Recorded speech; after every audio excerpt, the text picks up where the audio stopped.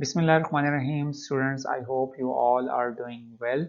और students, harmonic mean का topic last lecture में हम लोग उसको डिस्कस कर चुके थे और उसके फार्मूलाज को हमने लर्न कर लिया था। तो इस लेक्चर में that is the lecture number 15 और ऑफ चैप्टर नंबर 3, और इसमें मैं आपके साथ डिस्कस करूँगा some important applied type questions को। तो let's start. The contents of this lectures are, first point में स्टूडेंट्स मैं आपसे डिस्कस करूंगा एग्जांपल 3.18 को यूजिंग हार्मोनिक मीन फार्मूला। और ऑलरेडी हम हार्मोनिक मीन फार्मूला अनग्रुप और ग्रुप लेटर दोनों के लिए डिस्कस कर चुके हैं। और देन फिर मैं सेम एग्जांपल 3.18 को डिस्कस करूंगा using distance and time formula. और नॉर्मली जो डिस्टेंस एंड टाइम फार्मूला जो है वो यूज़ किया जाता है इन फिजिक्स सब्जेक्ट्स में। और अनदर इंपॉर्टेंट एक्सरसाइज क्वेश्चन 3.17 को डिस्कस किया जाएगा।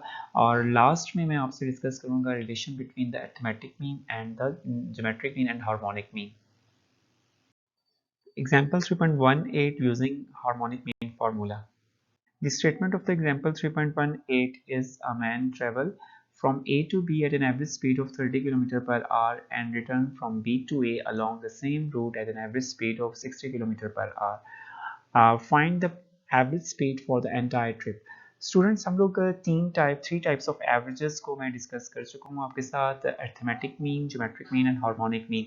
तो हार्मोनिक मीन को हम यहाँ पे यूज़ करेंगे where we have given to find the average speeds. जब हमारे पास स्पीड का कोई भी एवरेज स्पीड हमने कैलकुलेट करनी होगी तो where we use the harmonic mean.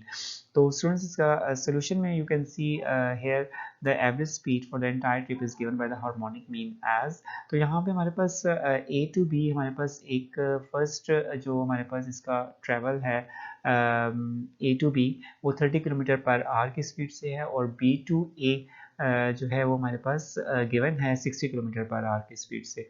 तो हमने ऑन द एवरेज उसके एंटायर ट्रिप के ऊपर जो है एवरेज स्पीड फाइंड करनी है। तो हम लोग हार्मोनिक मीन का फार्मूला यूज़ करेंगे और वी मेक टू ऑब्जर्वेशंस। तो हमारे पास दो ऑब्जर्वेशंस होंगी तो उसका हम रेसिप्रोकल यूज़ करेंगे और देन फिर हम लोग फाइंड कर लेंगे हार्मोनिक मीन। तो एन हमारे पास जो है वो आपके पास दो वेज थे, A to B and B to A. तो आपके पास यहाँ पे एन की वैल्यू 2 होगी और फर्स्ट रेसिप्रोकल आपके पास 1/30 होगा और सेकेंड रेसिप्रोकल इज 1/60। दोनों को ऐड कर लें और उसके बाद जो है वो 2 से हम डिवाइड करेंगे। Answer is 40 kilometre per hour. तो पूरे के पूरे ट्रिप में वो ऑन द एवरेज स्पीड जो थी उसकी 40 किलोमीटर पर आवर थी। तो स्टूडेंट्स, यहाँ पे हमने हार्मोनिक मीन को यूज़ किया to find the average speed for the entire trip के लिए। Now students, example 3.18 can also be solved by using distance and time formula, or distance and time formula usually used in physics. So let start the example 3.18. Example 3.18 with same statements to find the average speed for the entire trip using distance and time formula. Students, यहाँ पे हम लोग अगर suppose करते हैं distance from A to B is 60 kilometre, then it will take 2 hours to travel from A to B at an average speed of 30 kilometre per our. First point ये है कि अगर वो ए से बी ट्रेवल कर रहा है तो उसकी स्पीड जो है वो 30 किलोमीटर पर आवर है। तो अगर 60 किलोमीटर डिस्टेंस है टोटल हमारा ए टू बी, तो वो इट विल टेक 2 आवर्स। और then B to on return it will take 1 hour. Now a person travel a speed of 60 kilometre per hour. और जब वो बी टू ए ट्रेवल करेगा तो हमारा उसके पास जो उसका एवरेज स्पीड है वो 60 किलोमीटर पर आवर है। तो बी टू ए ट्रेवल करने के लिए उसके पास स्पीड 60 किलोमीटर पर आवर है, तो इट विल टेक 1 आवर। तो यहाँ पे टोटल डिस्टेंस जो है वो मेरे पास आ जाएगा 60 + 60 from A to B and B to A, 60 kilometre and 60 kilometre which is equal to 20 kilometre. और हमारे पास टोटल टाइम जो होगा वो आपके पास ए टू बी ट्रैवल करने के लिए 2 आवर्स है और बी टू ए ट्रैवल करने के लिए 1 आवर है, because he his speed average speed is 60 kilometre per hour. तो total time is 3 hour. Now students, we use the formula time distance formula for average speed. तो average speed equal to total distance over total time. तो total distance हमारे पास students 120 है और total time जो है वो 3 है, और अगर इसको आप डिवाइड करें तो आपके पास answer is 40 kilometre per hour. तो स्टूडेंट्स हमने ये यूज़ किया है डिस्टेंस टाइम फार्मूला से, और इसका सेम आंसर जो है फाइंड किया है 40 किलोमीटर पर आवर। और स्टूडेंट्स अगर आपको पेपर में मेंशन होगा तो आप स्टैटिस्टिक्स के पेपर में आप लोग जो है वो अपना हार्मोनिक मीन का फार्मूला यूज़ करेंगे, और if you are appearing in physics subjects तो फिर आपने अकॉर्डिंग टू फिजिक्स तो आप लोगों ने एवरेज स्पीड के लिए डिस्टेंस टाइम फार्मूला को यूज़ करना है। Students, I am going to discuss another important question, applied type question from your exercise 3.17. The statement of the exercise question 3.17 is a bus traveling 200 miles has 10 stages at equal intervals. The speed of the bus in the various stages was observed to be 10, 15, 20, 25, 20, 30, 40, 50, 30 and 40 miles per hour. तो आपको different 10 equal intervals के ऊपर जो है वो उसकी speed जो है बस की वो हमें गिवन है। तो find the average speed at which the bus travel. तो हमने एवरेज स्पीड फाइंड करनी है उसके पूरे पूरे कंप्लीट ट्रेवल के ऊपर। तो here we use the harmonic mean.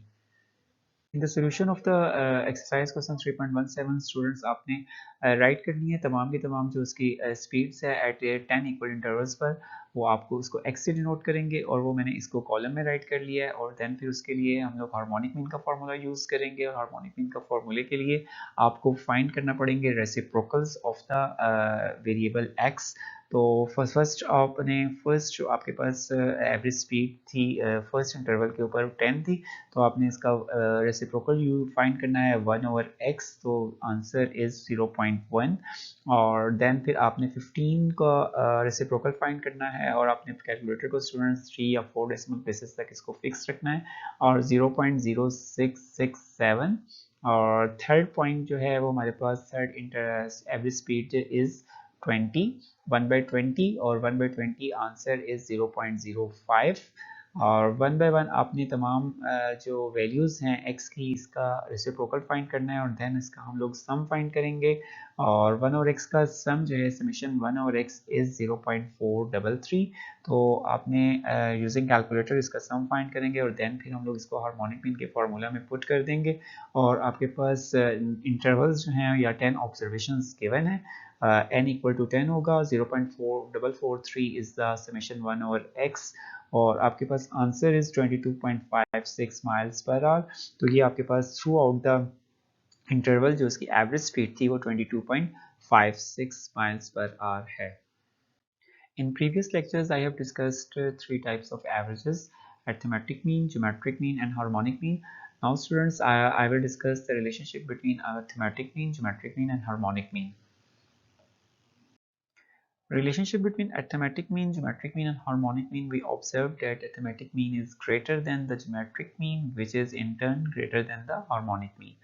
The generalized relation between arithmetic mean, geometric mean and harmonic mean is, students, आपका arithmetic mean जो है always greater than geometric mean, and geometric mean is in turn greater than the harmonic mean. तो आपके पास ये relation आपने students इसको आपने learn करना है, याद रखना है फॉर एग्जाम्स के लिए और for objective point of view के लिए। तो आपके पास ए एम जो है वो बड़ा होगा जी एम से, और जी एम बड़ा होगा एच एम से, और इसको आप लोग यू भी राइट कर सकते हैं, H M is less than G M and G M is less than A M. A dot m used for arithmetic mean and G dot m used for geometric mean and H dot m used for harmonic mean. The equality signs hold when all the values are equal.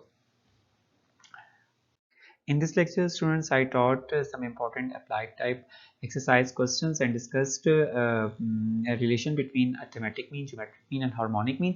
Inshallah, students, I will see you in next lecture with a new topic. और students, आपने अपना feedback ज़रूर देना है। अल्लाह हाफ़िज़, thank you.